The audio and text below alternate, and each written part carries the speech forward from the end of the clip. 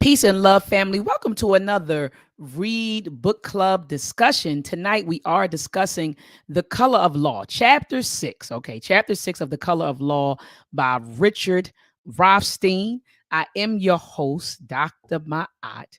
But before we get tonight's discussion started, I'm trying to move away from saying show because when you think of show, you think of showmanship and you think of entertainment. And while I love to entertain you all with my little jokes here and there, this is serious. This is serious. This is serious to me. I take informing and educating our people very, very serious. And tonight, you see, I'm flying solo. So I definitely will be dropping the link in the chat for you to come on in and give me share your thoughts with me.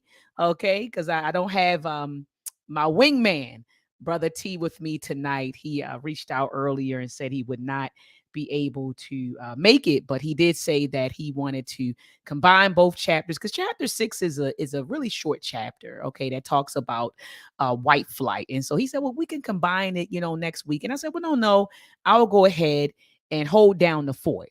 All right. So you all are just stuck with me tonight. All right. And shout out to my early birds that comes in. Look at this. Got Kawanji White. Peace and love to you. He says, peace and love to the fam. Miss Old Ladies in the building. She says, peace and greetings. TK is in the building. TK says, peace and greetings, family. We have our great sister, phenomenal sister, Sister Crystal Denise. She is in the building. She's saying greetings, to the fam, right? She said, finally got back to it. Ashe, Ashe. And I see we have our sister, our beloved sister, a beautiful mind. She says, peace and love, everyone. So I'm definitely going to drop the link in the chat because, like I said, I'm flying solo tonight, but I'm going to hold down the fort. Won't hold you long, but I will be strong. Before we get tonight's discussion started, I want to share my screen with you. I have an announcement to make. All right. I have an announcement to make. All right, family. So I will be in the building. Dr. Boyce Watkins for some time now. He's been hosting the All Black National Convention. I was actually fortunate enough to go to one in, oh my goodness, this was like before the pandemic. I went with my son Harvey. We drove to Philadelphia. So whenever the last time he was in Philadelphia, I was there, okay, at the All Black National Convention. And when I say that, it was just a beautiful experience. I mean, they have different workshops going on all day that is centered around Black issues, okay? Issues dealing with economics, politics, the Black family, healing from trauma. I mean, just issues that are endemic to us, okay? And so we talk about that and we have a really good time. The vendors come out, vendors from all over the country come to the All Black National Convention. Last year, he actually started the an annual gala at the All Black National Convention. I was unable to make it last year, but I will be in the building this year because I'm receiving an award. I'm receiving an award. His team reached out to me and they are going to present me with the B1 Excellence. So B1 Black First, the B1 Excellence in Education Award. And so I will be at the gala. And I'm also speaking on one of the panels. It's talking about media manipulation. And so I'll be speaking on, a panel as well as receiving an award at the gala. All right, family. So come on out. If you're able to come down to Charlotte, North Carolina. We're going to be in the Sheraton. Okay. So the All Black National Convention is going to be held in the Sheraton, family. And so if you are able to make it out, all right, meet me down there. I would love to meet some of you all. I know I'm in Bmore, I'm in Baltimore, but I know that I have supporters all over. And so if you're able to be down there, the 28th through the 30th, that would be cool. Come down, meet with me. Let's kick it. Let's talk. Let's flick it up. All right, let's flick it up, family, and and meet each other. I love meeting you all when I'm out and about. I was always in Egypt, Kemet, this past December, and I was going through the buffet line getting my food, and there was a beautiful Black family. The king, he walked over. He said, "Dr. Mod, is that you?" And I'm dressed totally down. I got on, I think I had on probably my sweatpants, because sometimes I just dress down. Okay. So I done had on some Jordans, some sweatpants. So I'm just chilling, going through the buffet and, wasn't dressed up, just kind of just chilling. And he walked up to me. He said, "Do you Dr. Mine?" I said, "Yes, sir." He said, "Oh," he said, I have the Meltrek program, for my children. They have the Meltrek program." He said, I want my wife and my children to meet you." And I said, "Okay, cool." And so he brought over his wife and his children. And the children were super bright black children. And they were just excited. "Yeah, Meltrek, Meltrek, Meltrek." And we took a picture. And I don't know if I posted it. I don't think I ever posted it. I may or may not have posted it, but it was just a beautiful exchange. And he had brought his wife and his children to Kemet. He wanted them to experience Kemet, and then they were going to fly over to West Africa. And so this is a beautiful black family just traveling together, to learn, and explore, and they had their children with them. And so I love always meeting you all, when we see each other in public and meet face to face, because we're always in this cyberspace, right? And you don't really get a chance to really touch someone, see someone, hug someone. And that exchange is on a different level, than just people commenting in chats and commenting under videos and giving you a like, just really meeting you all face to face. All right.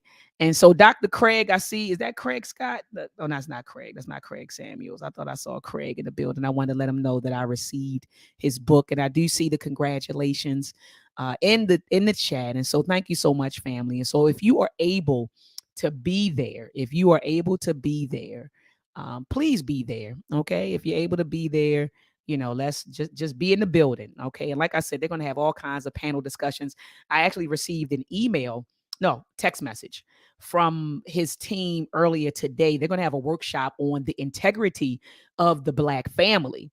And so my cousin, she's in the building. Cuzzo, I had called you right before I went live because I wanted to know when you were going to head back to Baltimore, because I was telling them that I wouldn't be able to be on that panel discussion because it occurs between 4 p.m. and 6 p.m. on Sunday.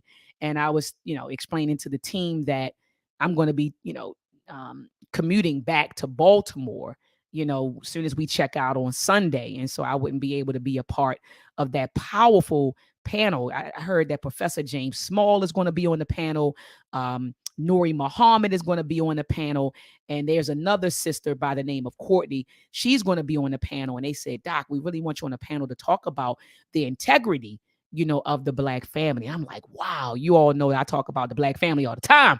And so, uh, man, so that's one of my strong topics. And anyway, I won't be able to make it unless my cousin, who is also driving down, if she is commuting back around that time, I'll just hop in the vehicle with her. But if not, then um, I will be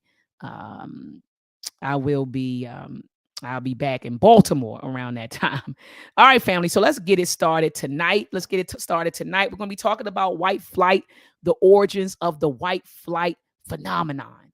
The origins of the white flight phenomenon. Now, Ricard Rothstein didn't call it that. He just called it white flight. But it's a phenomenon that we have witnessed, that we still witness today.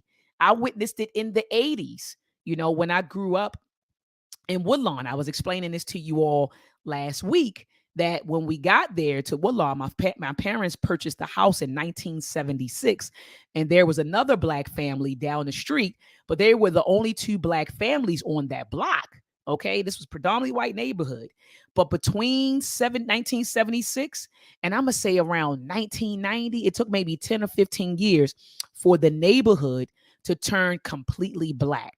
I mean, we saw for sale signs going up left and right. And the same thing is happening now, even in Randallstown and in Owens Mills. And shout out to some of my people in Baltimore. They know the areas that I'm talking about. I'm talking about in Baltimore County, West. So West Baltimore County. And it's also happening in East Baltimore County, in these suburbs. When Black people move in, white people move out. And so either white people are moving closer into the city, or they moving further out, but they're getting out. Okay. And the question is why? Why do white folks, when we move in, why do white folks move out? Well, that's because white people have been programmed to believe that when we move in, the property values drop, and which they do. The property values drop, and they believe that black people are slum dwellers. Okay. It was the use of propaganda. They used, propaganda was used to make white people believe that black people are black slum dwellers. They also believe that when black people come into the neighborhood, that we bring crime with us into the neighborhood. And so they've been conditioned. And this conditioning has been happening, over a century. Okay. So they've been conditioned to say, up, black folks are moving in. There goes the neighborhood. And so you start seeing for sale signs. Now, I don't know if you all recall when we read the book. I don't know if you all recall when we read the book, The Hidden Cost of Being an African American. In that book by Thomas Shapiro, he talks about how white people, as long as they are the majority in the neighborhood and the threshold of black people is 8% and below, they'll stay. I want to say that again. As long as, if they are in a neighborhood, as long as the percentage of black folks who move into the neighborhood is less than 8%, white people will stay. White people will stay. But if that threshold exceeds 8%, then white people will leave. All right. And so this chapter really digs into why. What did they do? How did it? And it was your government. I want to add that. It was your government and their racist policies, okay, that conditioned white, that created white flight. I want to say that again. This was your government and racist policies that created white flight. White people didn't just become conditioned on their own. No, no, no, no, no. Systematic racism conditioned them to feel this way. All right. Systematic racism. So let's jump into it, family. White flight. All right. And by the way, we are halfway through this book. I'm super excited about that. We are halfway through. But like I said, this is a short chapter. It's only like 6 or 7 pages. Okay. And so on the first page, all right, I don't know if you all can see it. Let me see. Yep. The first page shows a sister who has been evicted from her home. A sister who has been evicted from her home. Okay. And the caption says Chicago 1970, when federal policy denied mortgages to African Americans, they had to buy houses on the installment plan, which led to numerous evictions. And so you see this sister sitting here. She's been evicted, her and her family. They've been evicted from their home. And so when I saw this picture, and when I started, I sit back and I meditate. I just start thinking. I go off in my head off in my thoughts. I started thinking about the book, The Color of Money, that we read, right? Right before. So we read Booker T. Washington, and before the Booker T. Washington book, we read The Color of Money. And when I read that book, I thought about something that Darren said, and this was this. She said, exploitation follows deprivation. So when people are deprived of something, then you have other people who can come in and exploit those people, right? And so here they're saying that black people back then couldn't get any mortgages. And so they were getting houses on installment plans. Okay, hold on. So now I'm thinking about the contract sellers, right? That Darren talked about in The Color of Money. And essentially what these people would do was say, okay, I know black folks can't get a mortgage, so I'll get the mortgage and then I'm going to inflate the price. So now you got black folks paying double or triple the amount of money that the house is worth, right? And so, and then they say, and then you have to pay a payment based on that inflated price. And so some black people just could not afford it, And so if you miss a payment, that white person, because it was white folks who were running this game on us, the white person would say, well, you defaulted on your payment. I'm forfeiting everything. I'm taking the house, get out. And they would evict people. And if you didn't get out, then the white folks went and got the court system on you to get your butt out of the house. Okay. And this is the type of things that they were running game. They were running game on us. All right. And so I'm going to read page 93. He says right here, and I put the claim. So the FHA, the Federal Housing Administration, they claimed that, if an African American person purchased a house in a white neighborhood, that would bring down the property values. Now, Ricard Rothstein said in the 3 decades during which it administered this policy, however, the agency, never provided or obtained evidence to support its claim that integration undermined property values. So they're running with this claim that when Black people move into the neighborhood, or when the neighborhood becomes integrated, the property values go down. But they never gave statistical evidence, no type of data to substantiate the claim that they were making. So he goes on to say the best it could apparently do was a 1939 report by Homer Hoyt, the FHA's principal housing economist. He explained that racial segregation must be an obvious necessity because it was a worldwide phenomenon. And let me tell you what he used to support this crap.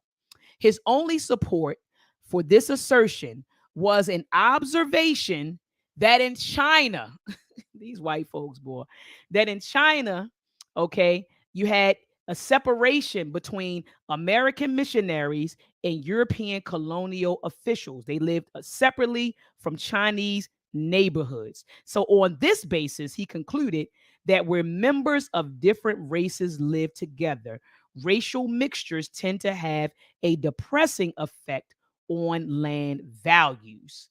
Now, Ricard Rothstein, he goes on to talk about how statistical evidence contradicted the FHA's assumption that the presence of African Americans caused property values, right, of whites to fall.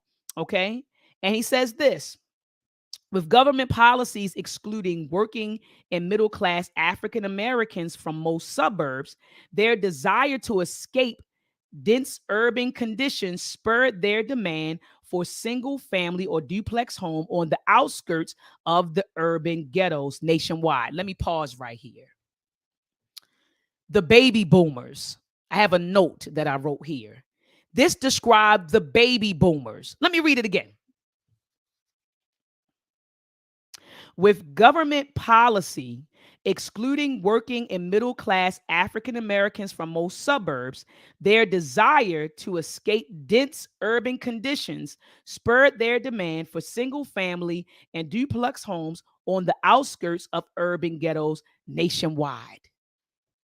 I'm thinking about the boomers in Baltimore, and I guarantee you that I can apply this theory to boomers everywhere else. The boomers were the first generation, in my opinion. I ain't gonna say in my opinion, this is facts. The boomers were the first generation who were like highly educated. And I'm talking about as a collective, not saying that prior to the boomers, you didn't have people, like W.E.B. Du Bois or Du Bois, right? Or Booker T. Washington. You had highly educated Black people, but it wasn't a generational thing, right? Like the boomers were the first generation where a lot of them graduated from college. Because think about their parents, and I'm thinking about my grandmother right now, who had a sixth grade education. I think she had a sixth grade education, and my grandfather may have had a seventh or eighth grade education. But all of their children graduated from high school. And then the boomers, not only did they graduate from high school, a lot of the baby boomers went on. The boomers went on to get their college degrees, a lot of them. And I mean, salute to the boomers. Before I say what I need to say, salute to the boomers, right? They went out, they finished high school, because remember, grandma and granddaddy, they couldn't get the education. Remember, they were pulled out of school, as my grandmother would say, to work on the tobacco farms. How many people can relate? How many people can relate? Tell me in the chat. Grandma and granddaddy had, elementary and middle school educations. Okay. They had elementary and middle school educations. And my grandmother said, oh, they had to get off the phone. They had to go work. They had to go work. And so they couldn't go to school like, we go now. We send our children for the K through 12 K through 12 program. Our babies go. But our grandparents, my grandparents, and shout out to Brother Simsu, he said, yeah, he said, like my mother, it's common. You know, they didn't graduate from high school, but their children, they made sure, oh my goodness, salute to grandma and grandpa. They made sure their children finished school. And not only did the baby boomers finish high school, a lot of them went on to college. Okay. Okay. But let me tell you what happened. They graduated from high school, they graduated from college, and they said, man, we got to get out of here. We got to get out of the city. That's what the boomers said. We got to get out of here. So instead of staying in the city and saying, and shout out to Letitia, she said they had access. They absolutely had access. They absolutely had access. Dr. Craig Samuels, he said, my grandfather, born in 1916, went to the sixth grade. Yep. And Doc, I got your book, by the way. I have your book. I was talking about you earlier, Dr. Samuels. I have your book. But yeah, this is common. This is a common story when you talk to Black folks. Okay. But let me tell you what happened. The baby boomers got their education. And what did the boomers do? They was like, we got to get out of here. And they started moving in the suburbs that were on the outskirts of where they lived. One suburb was Woodlawn. That's where my parents moved to in 1976. Both were boomers. Both are college educated people.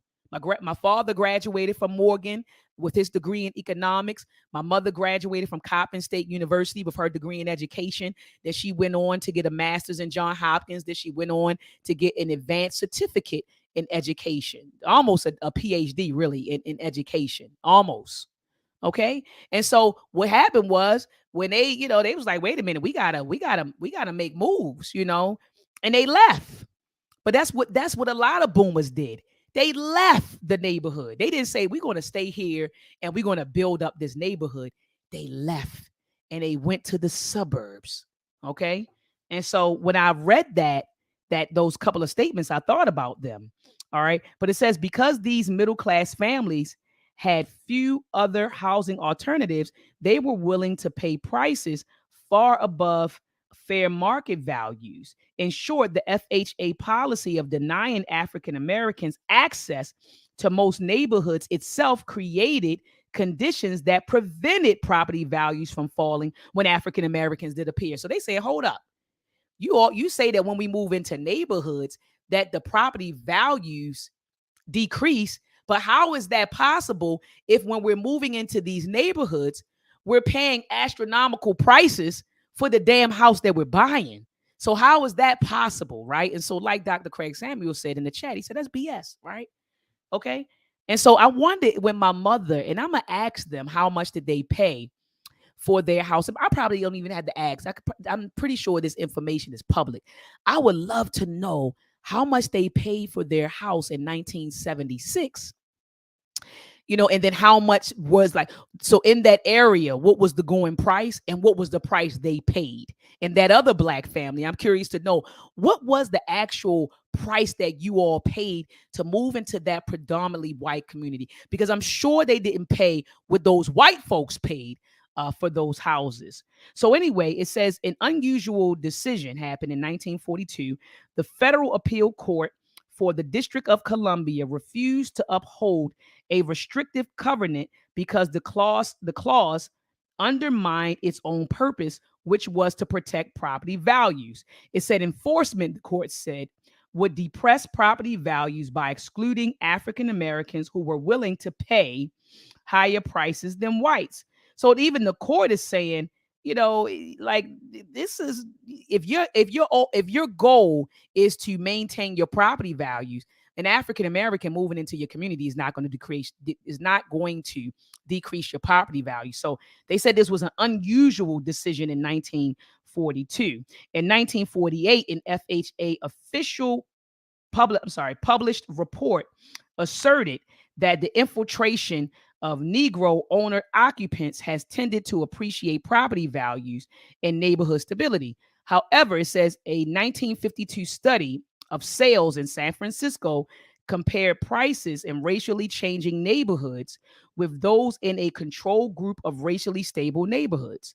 Published in the Appraisal Journal, a periodical with which housing practitioners, including FHA officials, would have been familiar, it concluded that, in quotes, these results do not show that any deterioration in market prices occurred following changes in the racial pattern.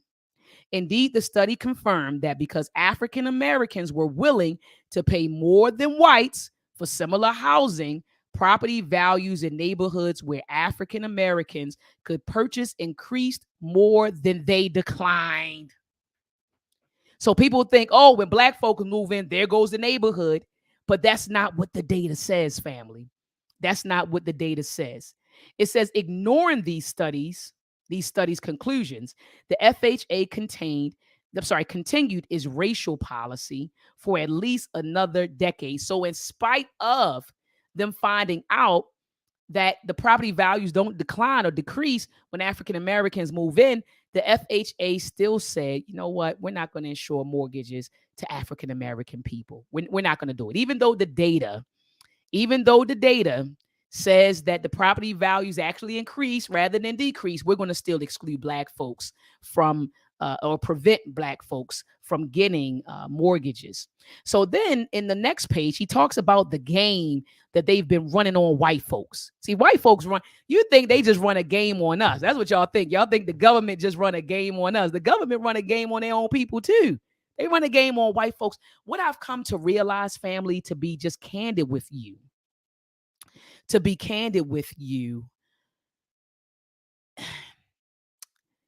we're all pawns. This game is about power. Yes, it's about race. They use race now. Let's not act like they don't. But it's really about power. It's about wealth. It's about access. That's what it is. And we're all pawns in this game for power, wealth, and access. And so when I was reading this book, I said, oh, they was running the game on white folks too. They were running the game on white folks too. The blockbusting game. All right. And so let me explain to you what the blockbusting game was.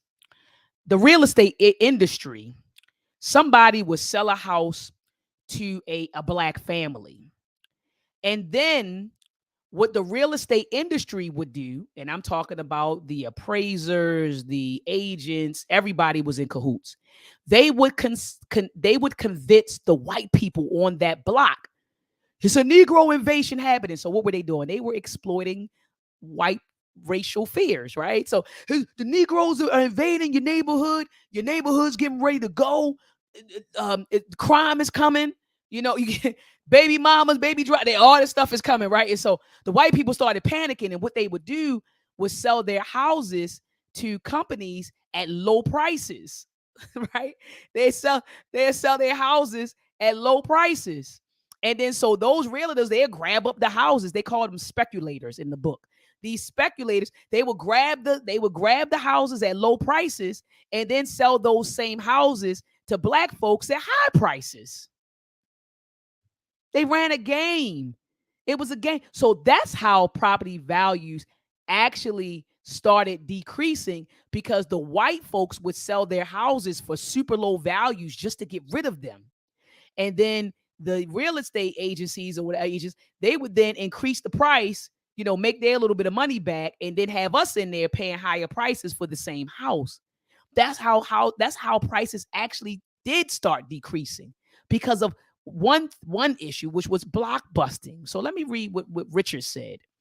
All right. He says blockbusting practice across the country as it had been in East Palo Alto. Blockbusting was a scheme in which speculators bought properties in borderline black-white areas, rented or sold them to African American families at above market prices, persuaded white families residing in these areas that their neighborhoods were turning into African American slums. Remember, we were the face. Remember, we're slum dwellers. Okay. It says, where are we? Slums, and that values would soon fall. Okay. And then purchase the panic whites' homes for less than their worth. So let's get into the block busting tactics. Because this is when I wrote in the module. I said, LOL, they ran a game on whites. This was their tactics. Listen to this, family. Blockbusters' tactics included hiring African American women to push carriages. Family, I ain't gonna lie. In the margins, I wrote LOL. After I read this, I can't lie. I was cracking up. I was cracking up, family. I can't lie. It says Blockbusters' tactics included hiring African American women to push carriages with their babies through white neighborhoods, hiring African American men to drive cars with radios blasting through white neighborhoods, paying African American men to accompany agents, knocking on doors to see if homes were available, or making random telephone calls to residents of white neighborhoods and asking to speak to someone with a stereotypical African American name like Johnny May. It says speculators also took out real estate advertisements in African American newspapers, okay, even if the featured properties were not for sale. The ad's purpose was to attract potential African American buyers to walk around white areas that were targeted for block busting. So it goes on to say that in the 1962 Saturday Evening Post article, an agent claimed to have arranged house burglaries in white communities to scare neighbors into believing that their communities were becoming unsafe. They ran a game. they ran a game. They ran a game on white folks. They ran a game on white folks, but they ran a game on us too. Because then what we did was we said, "Oh, we can move into the suburbs now, right?" So we pack up the family, right? We pack up the family. We purchase the house, pack up the family, move in. But remember, this is during a time when the FHA did not insure mortgages for African American home buyers. So what ended up happening? A white person would get the mortgage, and then you would be on an installment plan with that white person. And so Richard Rothstein talks about that in the next paragraph. He says, real estate firms then sold their newly acquired properties at inflated prices to African Americans, expanding their residential boundaries. Because most Black families could not qualify for mortgages under FHA and bank policies, the agents often sold these homes on installment plans, similar to the Charles Vadaroff, developed in De Porres. I probably butchered that. It says in which no equity accumulated from down a monthly payment. So that they didn't accumulate equity, our ancestors, when they were paying on these homes. It says known as contract sales. These agreements usually provided that ownership would transfer to purchasers after 15 or 20 years. But if a single monthly payment was late, the speculator could evict the would-be owner who had accumulated no equity.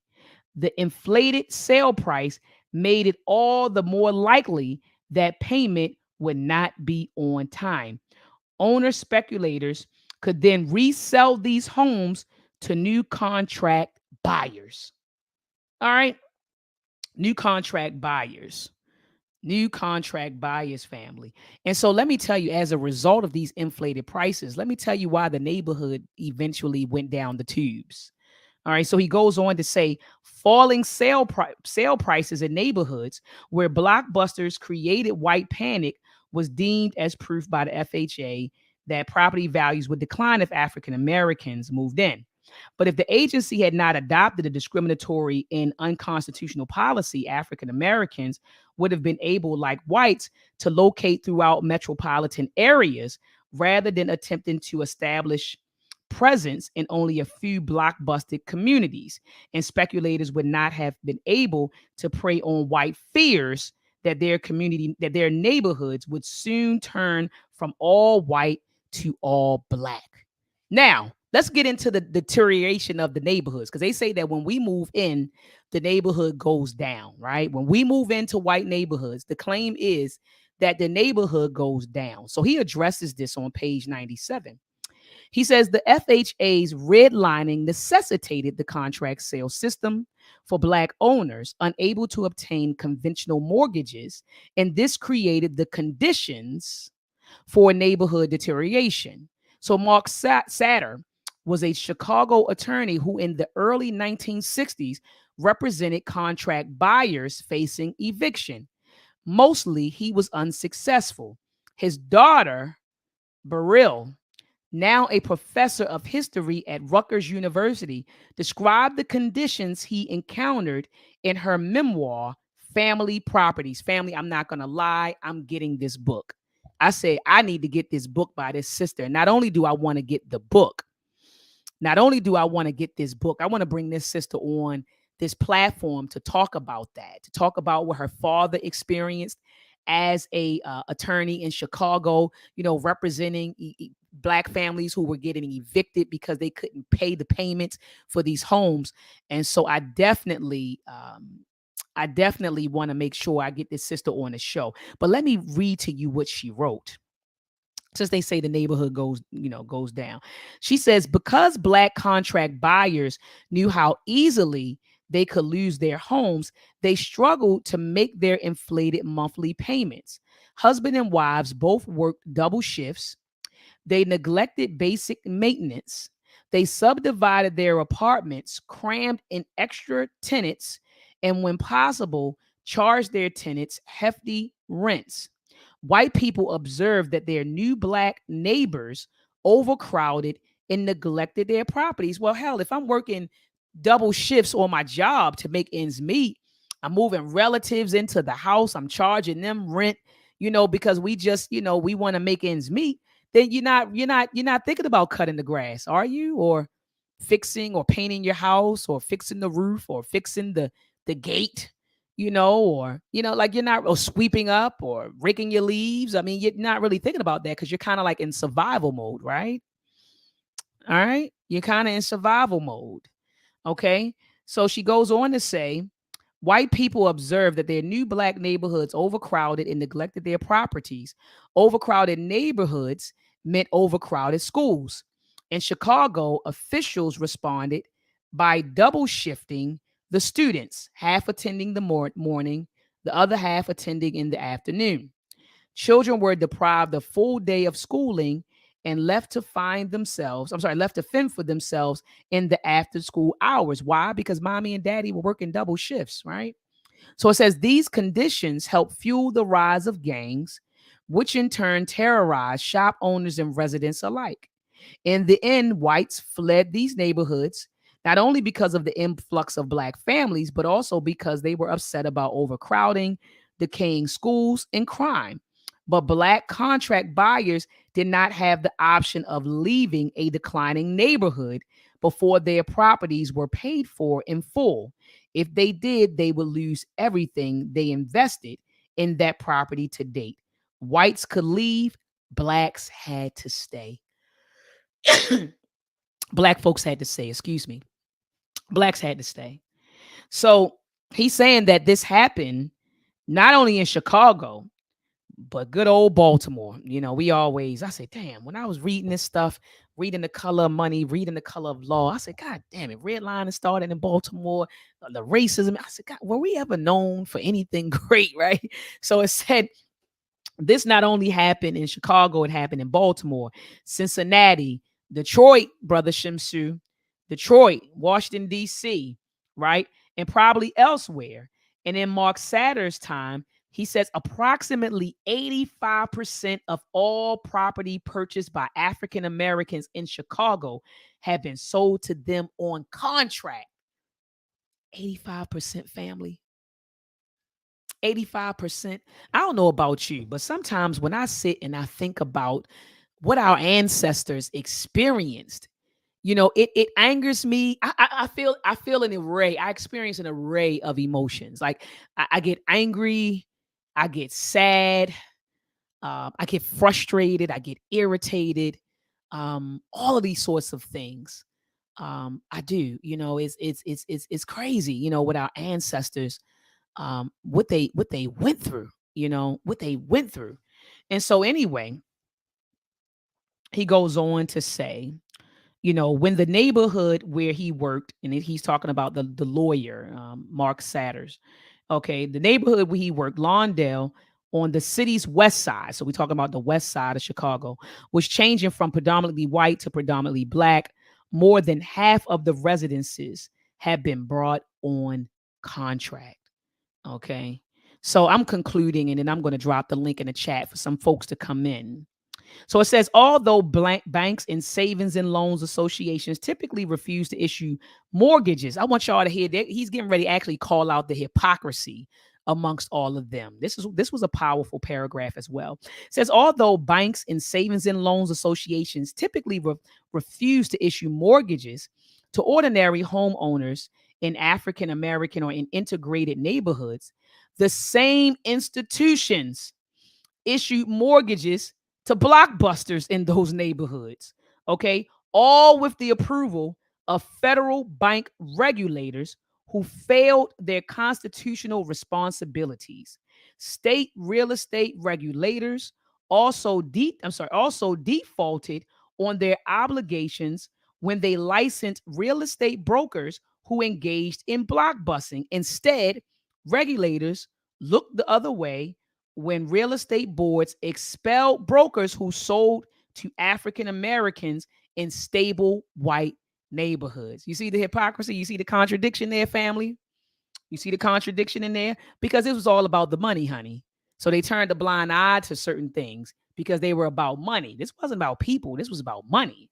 All right. So he concludes this chapter by saying that blockbusting, the subsequent loss of home values, when speculators caused panic, the subsequent deterioration of neighborhood quality, when African Americans were forced to pay excessive prices for housing, the resulting identification of African Americans with slum conditions, and the resulting white flight to escape the possibility of those conditions all had their basis in federal government policies.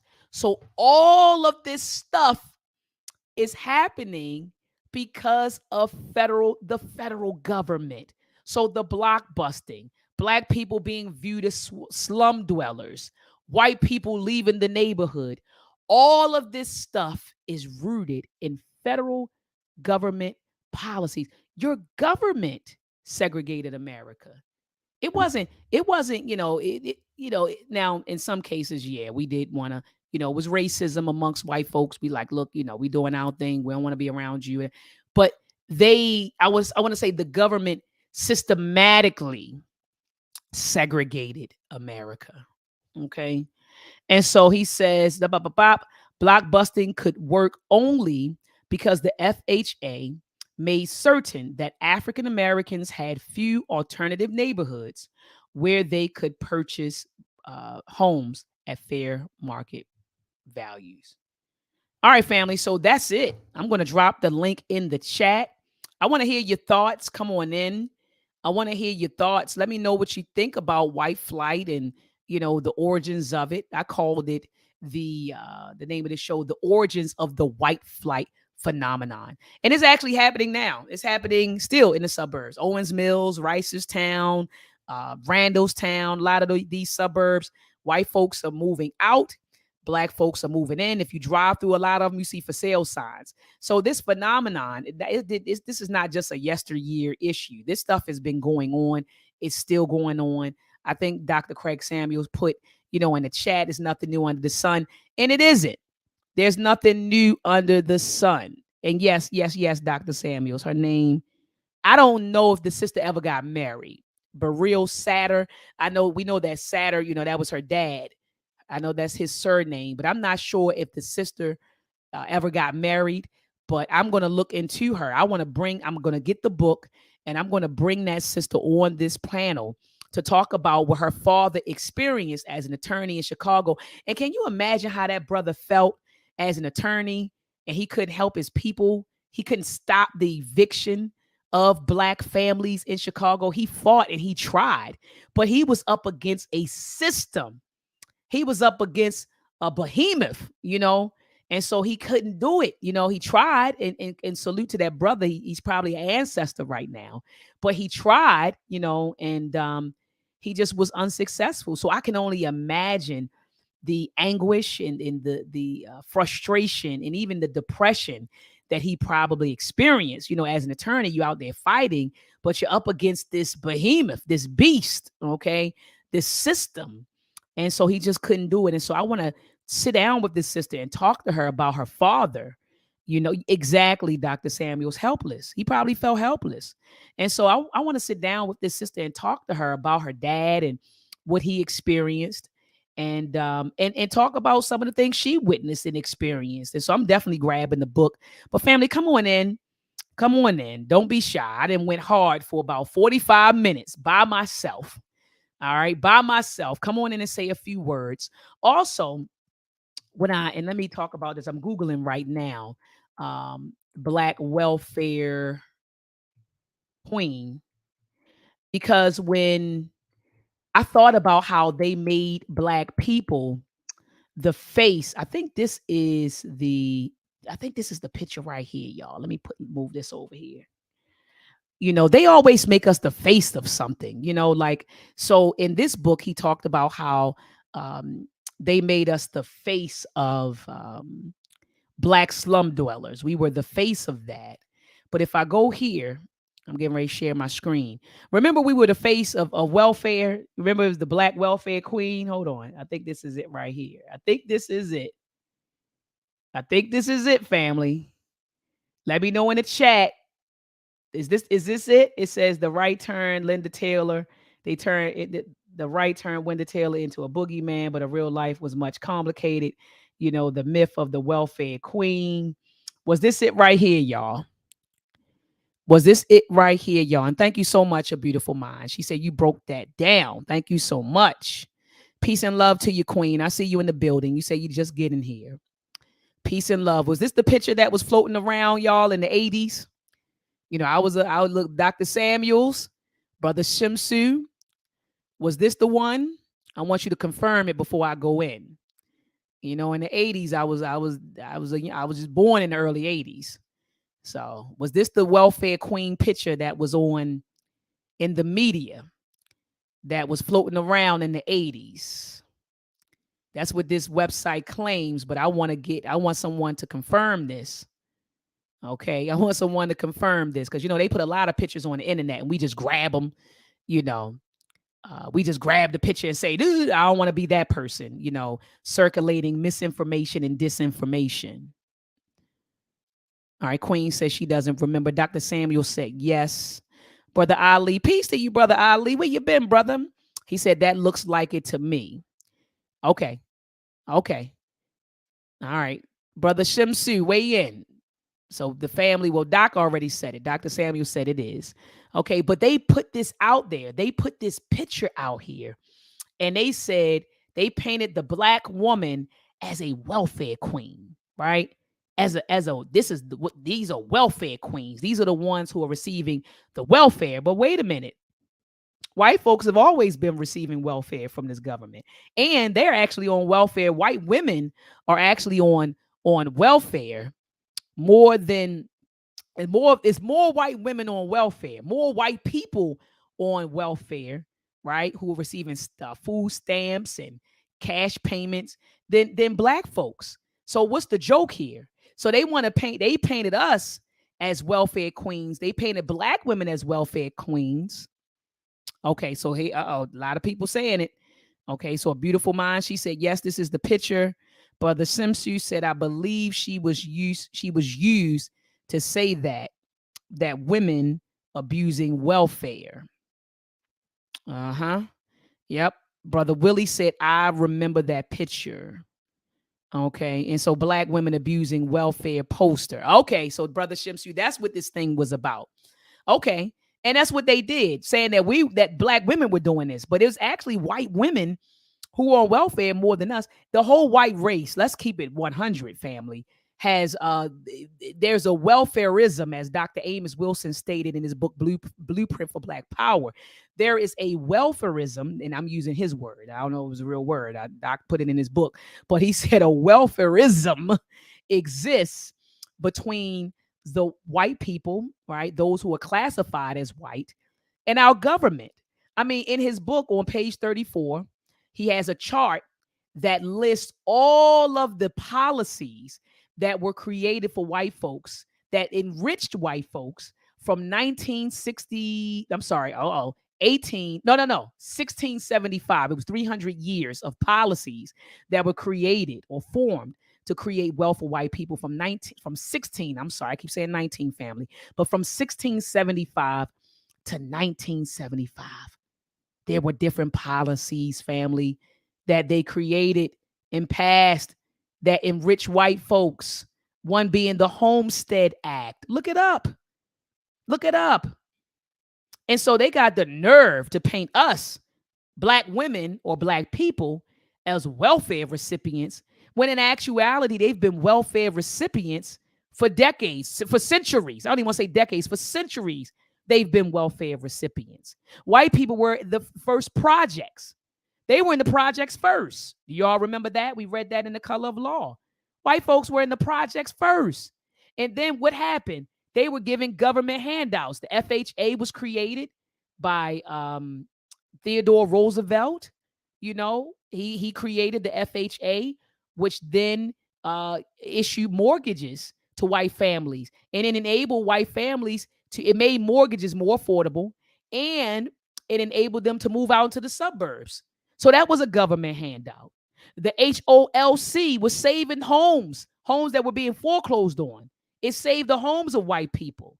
That was another government program that white people were able to take advantage of. The VA loans, mortgage loans, even to go to college. A lot of the veterans, the white veterans who came home, they were able to use their VA benefits to go to college and get out. So white folks have always been welfare recipients. You know, they've always received assistance from the governments. So it behooves me. It perplexes me that, you know, they want to paint us as the welfare recipients. You know, and then when we say we're owed reparations, oh, they just want a government handout. Well, hell, you've been getting a government handout for centuries. For centuries. We earned our damn government handout. We cultivated cash crops, sugar, tobacco, rice, and cotton that enriched European nations. It would not be in America had our ancestors had not created those cash crops. We built America. Think about all the inventions that white folks took credit for, the patents that they took credit for. We built America. You know, and so we're owed reparations. Hell, we got receipts. We have receipts. So anyway, family, I'm waiting for you all to come on in. If you're not coming in, I'm going to close out. If you all aren't coming in, you see I've dropped the link in the chat.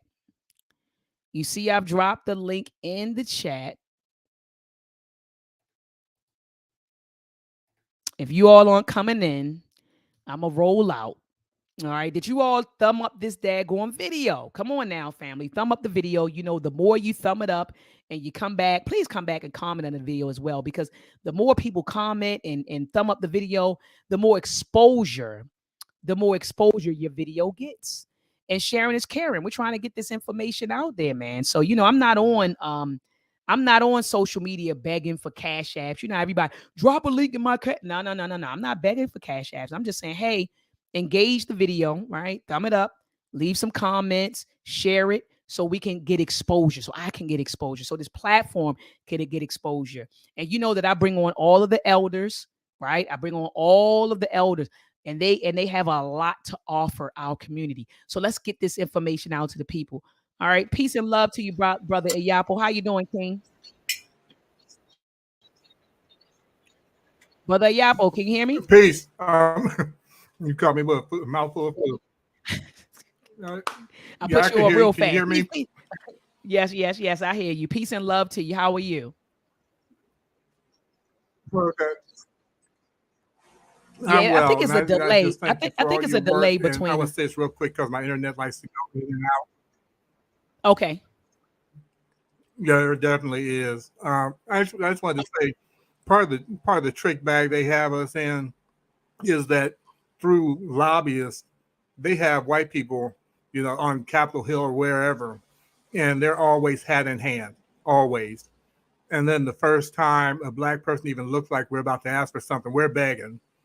And another part of the trick bag is that you have like Gates or Zuckerberg or what you call from Amazon, and they don't have to go asking for anything. They're just given welfare. They're just given things. Brett Favre, they're just given things, and they don't even have to ask. And we're in the position where if we want something, we have to ask or we have to demand or whatever. And then it's always put in the light of you're always begging. You're Yep. always begging. And like I said, that is Yeah. the trick bag that they have us in. And some of our people, and I understand where it comes from. Some of our people are either embarrassed or ashamed or resist asking just so that we don't get labeled that way. But actually, everybody else is walking into Washington hat in hand. Everybody, Yep. from millionaires Everybody. to whatever group wants reparations who are Yep. not us. And as soon as the second that we even look like we're about to ask for something, we're begging. And Yep. that's all I wanted to say. No, that was powerful what you said. That was powerful. Like you said, we always looked at they begging. Everybody else, like you said, they go to Washington hat in hand. And then when we come and we have, when we come and we ask for anything, when we ask for anything, is you're begging. And you're right, we are prideful people. Black people, we're prideful. So you got some black folks that's like, never mind, man. I do it on my own. I ain't, I'm not messing with you all. I ain't going to none of y'all begging for nothing. I'll just do it on my own, because we are prideful people, and like you said, we don't want to be painted as beggars. You know what I mean? We don't want to we don't want to be painted as that, as such. And so we rather go without than the acts, But you all know that people have been rallying. Shout out to Secure the Tribe. These are young people who are on the ground right now, organizing and holding rallies for reparations. So shout out to Secure the Tribe. Shout out to those young people who have boots on the ground, who are organizing reparation rallies all over, the U.S. I know that Tariq Nasheed is having a reparations rally on November the 5th. So he's doing one as well. But a lot of people are doing, reparations rally. I'm actually going to be speaking at the one on November the 5th in Washington, D.C. All right. And so, Queen, make sure you mark your calendar. Queen, make sure you mark your calendar. All right. Because I will be in D.C. on November the 5th to talk about reparations at that particular rally. But we absolutely should seek reparations. We should fight for reparations.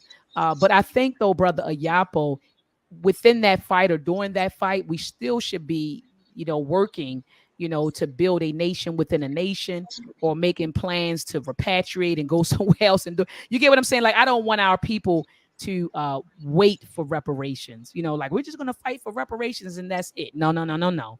Yes, let's fight for reparations, but while we're fighting for I, reparations, let's build our own stuff. I, What you say, Brother I Yapo? 1,000% agree. Anybody who knows even I say 1,000% agree. Anybody who even knows the rudiments about me knows that I'm all about separating. And I'm like, if we Same get here. reparations, I want to separate. If we don't get them, I want to separate. It doesn't matter. It's not based upon that. It's based upon for our safety, security, and sanity. We need to separate from these maniacs. And I'm gonna go on leave. No, absolutely. All right. Well, peace and love to you, Brother Ayapo. I'm with you 100% on that. I'm with him 100% on that when he said we need to separate. I'm gonna do a podcast probably this week, family.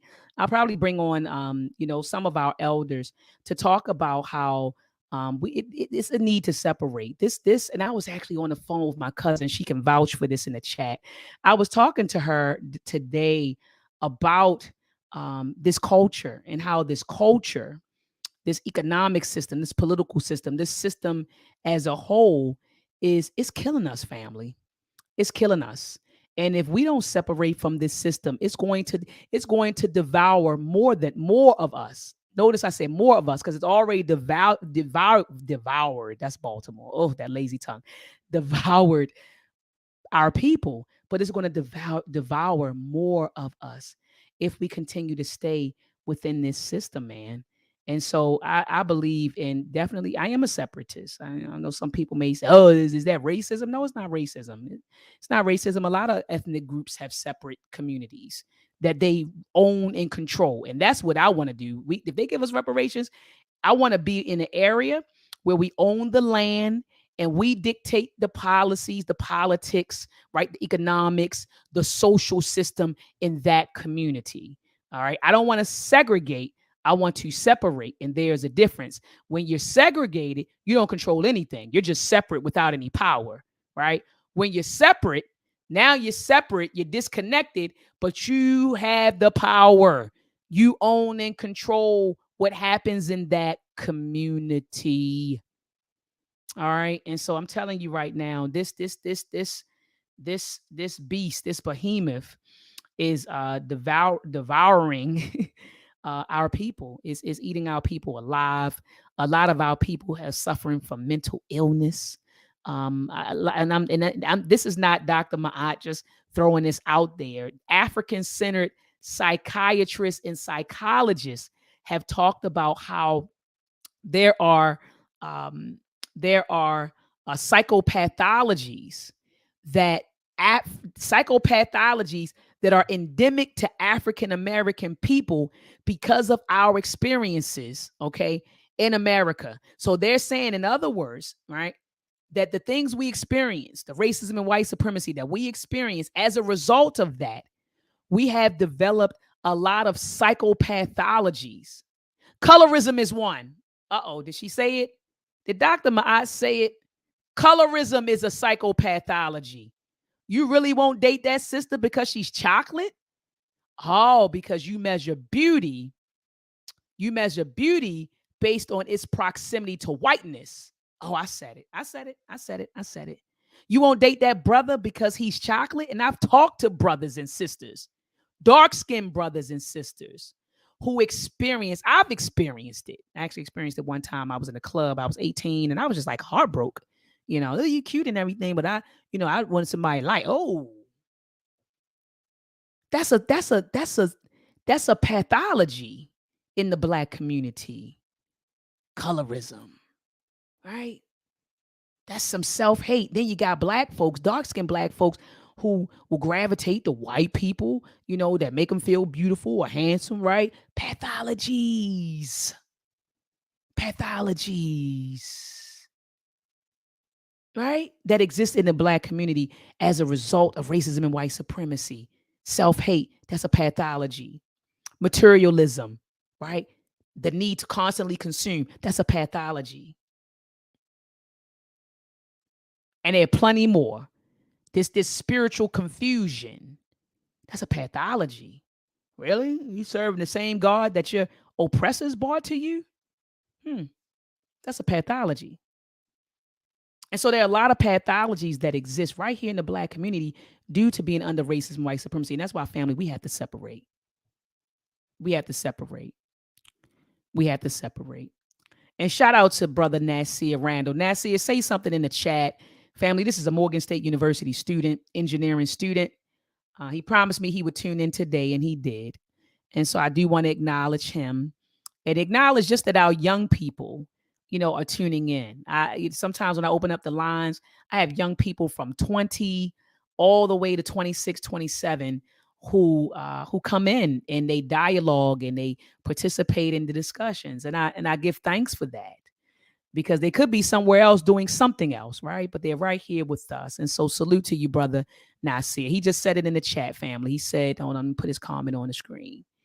Yep, he said, hi, everyone. And he's a sharp student. He's a very sharp student, sharp brother. And he did say that that he will be here today. And also, now see, I don't know if I'm overstepping, but I know that he just experienced, I think he lost his grandmom. His grandmom had just transitioned. So, sending love to you, man. Sending love and my condolences to your family, man. I know that's kind of rough. I remember losing my grandmother in 2005. And that was a heartbreak that I haven't even gotten over. They say that they say you get over things, but I'm hearing from folks when you're losing, people like your grandmother and your parents and stuff, you don't get over it. You just learn how to cope with it, how to live with it. That's about it. And so, my condolences, brother, to you and your family. All right, family. So I'm gonna get out of here. I ain't gonna talk you to death. All right, I'm gonna show you this flyer one last time for those of you just coming in. Please join me, okay, on October the 28th at the All Black National Convention that Dr. Boyce Watkins has been hosting for years. Somebody can tell me in the chat how long he's been doing this. I know he's been doing this before the pandemic because I actually drove to Philadelphia. I drove to Philadelphia and attended one. And when I say it was phenomenal, it's phenomenal. At these all black national conventions, you have black people, around the country, around the world. They come to this convention to discuss issues that are endemic to black people. I know this year they're going to be talking about media manipulation, the integrity of the black family. I mean, all sorts of stuff. And so I'll be here. I'll be speaking on Saturday, and then the gala is Saturday night, and they're out. They'll be presenting me with an award, the B1 Excellence in Education Award. And so, if you are able to come out with the family, please come out. I would love to see you there. I would love to meet you. I would love to meet you. I know a lot of us connect virtually, but I would love to see you and meet you, man. All right. Love to see you and meet you. Okay. If you're able to come in. And also, family, I'm getting ready to email this other flyer to myself. So hold tight because I do want to show it to you. Oh, man. Yeah, I was going to speak on this other panel. My cousin just texted me and said she's coming back early. So I won't be able to speak on the panel on Sunday. All right. Let me share this with myself. It's another flyer, family, I want to show you, but I want to put it on the screen. And then I'll let you go. I'll let you go. Thank you so much, Brother Yapo, for coming in, man. Appreciate that. You held it down. You held it down. All right. So this is the other flyer that I just sent myself. Okay, here we go. I ain't got nothing to hide. Emails on the screen. I don't got nothing to hide from you all. All right. So that's the other flyer. All right. The FBA reparations rally that I mentioned in DC. So you see, you have a bunch of people, on the platform. And I love my Professor James Small. I love to hear him speak. I love to hear Dr. Kaba speak. I love to hear Dr. Boyce Watkins speak. They're phenomenal, phenomenal speakers. And so anyway, we'll be in DC on November the 5th starting at 11 a.m. I am on the panel for that. And so if you're in the DMV area, family, come on out. And even if you're not in the DMV, if you can fly out and come and chill, please do. Please do. All right, family. So I'm out of here. I will be back live you see my foundational Black American stuff. Anyway, my FBA apparel. But anyway, family, I will be back live on Tuesday. Okay, Tuesday and Thursday of this week. I will be back live. And if I'm not, so if you can't tune in, because I will be, hopefully, I'll be live Tuesday and Thursday at 7 p.m. Eastern Standard Time. But if you do not catch me during those times, have a Blacktastic week, and I will see you on Sunday, next Sunday at 7 p.m. Eastern Standard Time to discuss Chapter 7 of The Color of Law. All right? Have a Blacktastic week, family. Peace and Black.